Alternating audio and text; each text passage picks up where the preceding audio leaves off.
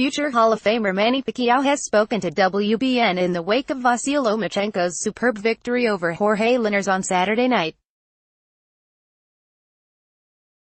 As the Filipino senator prepares to take on Lucas Matisse in a comeback fight this summer, Pacquiao has been the subject of constant speculation regarding a possible clash with top-rank promoted Loma this year.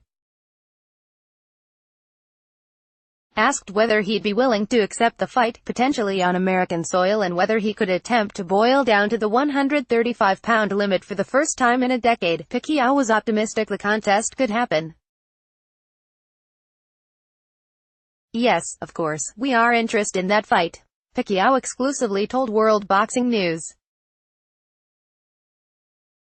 "Vasyl Lomachenko just beat Jorge Linares and he has the lightweight belt now, which means we can fight for a title. Why not fight again in America? I have always been a fighter. If a good fight can be made anywhere, we will be there to accept this fight." On the weight stipulation, he added, "I could take a fight with Lomachenko at 135, but that would be pushing me to my limits." Lomachenko is now undoubtedly the #1 fighter on the planet, a position Pacquiao last held in November 2016 when claiming yet another world title against Jesse Vargas to top the pound-for-pound ratings. Read A Complete History of Pound for Pound, 1970 to 2018. A shock loss to Jeff Horn, which has since been hotly debated, pushed Pacquiao out of the picture for massive fights over the last 12 months, whilst a win over Matisse would bring the Pac-Man closer to the likes of Terence Crawford and Lomachenko himself. Fans seem to be on board with a Pacquiao v Lomachenko encounter in 2018, something top-rank legend Bob Arum has stated on more than one occasion he's willing to make at a catchweight.